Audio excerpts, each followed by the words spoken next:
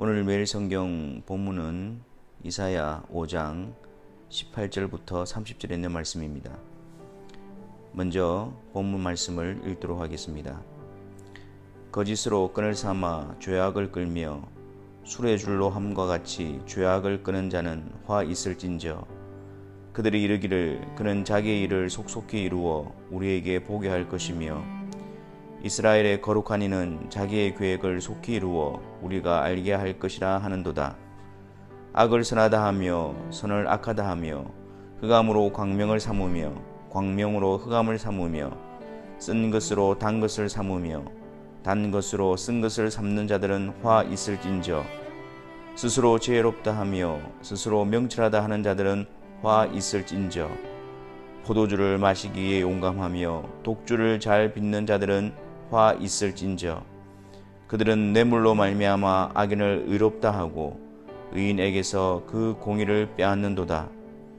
이로 말미암아 불꽃이 그루터기를 삼킴같이 마른 풀이 불 속에 떨어짐같이 그들의 뿌리가 썩겠고 꽃이 티끌처럼 날리리니 그들이 만군의 여호와의 율법을 버리며 이스라엘의 거룩하신 이의 말씀을 멸시하였음이라.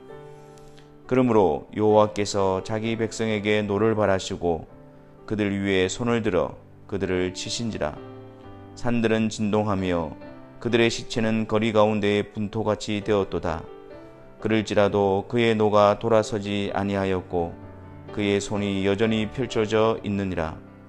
또 그가 기치를 세우시고 먼 나라들을 불러 땅 끝에서부터 자기에게로 오게 하실 것이라.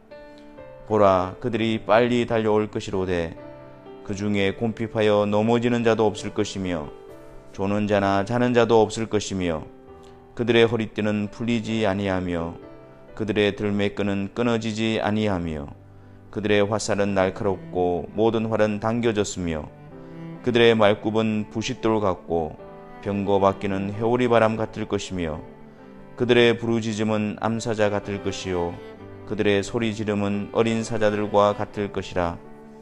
그들이 부르짖으며 먹이를 움켜 가져가 버려도 건질 자가 없으리로다. 그날에 그들이 바다 물결 소리같이 백성을 향하여 부르짖으리니 사람이 그 땅을 바라보면 흑암과 고난이 있고 빛은 구름에 가려서 어두우리라. 아멘. 오늘 본문의 말씀은 앞부분에 이어서 계속 유다 백성들의 죄악상을 드러내고 있습니다. 심판 아래 있는 그 유다 백성들의 모습은 어떤 모습이었을까요?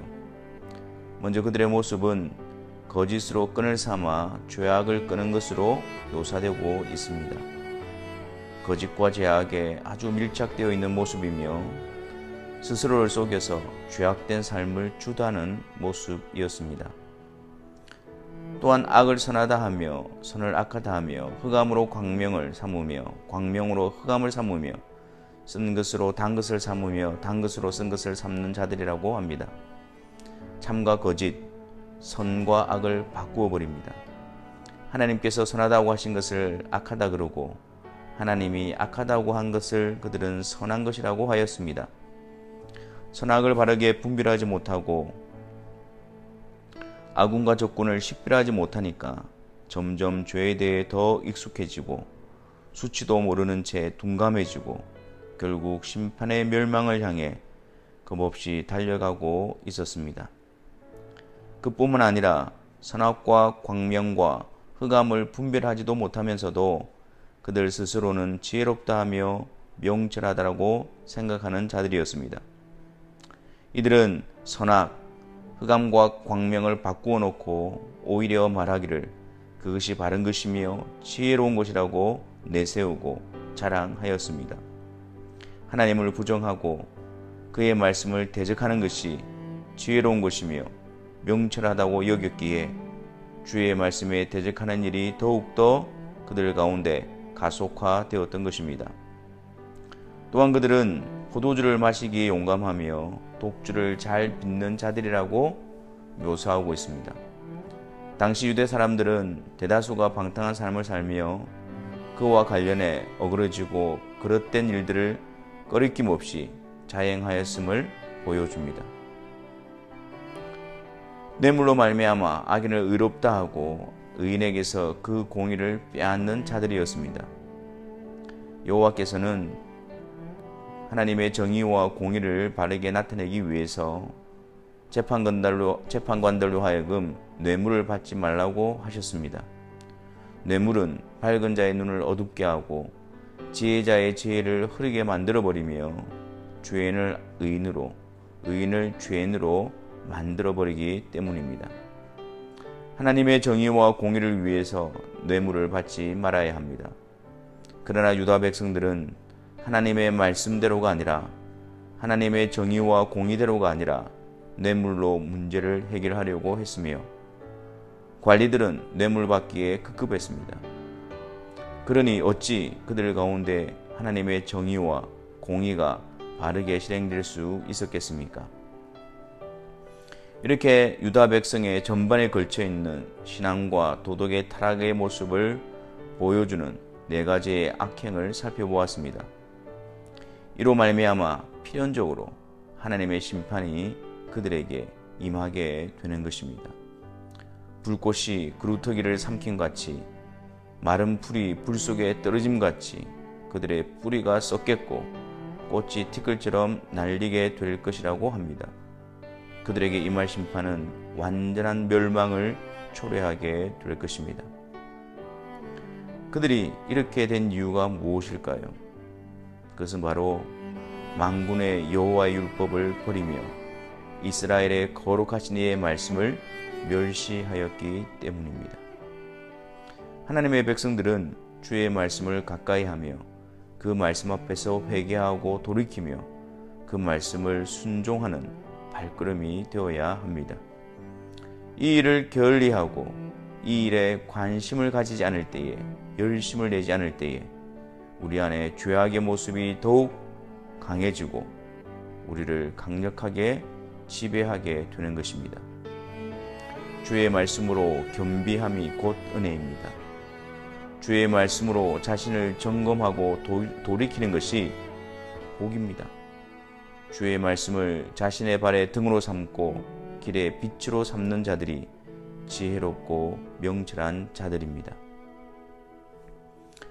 또한 여호와께서 자기 백성에게 노를 바라시고 그들 위에 손을 들어 그들을 치셨음을 기억해야 할 것입니다. 하나님의 백성이라고 해서 무조건 용서받고 무조건 괜찮은 것이 아닙니다.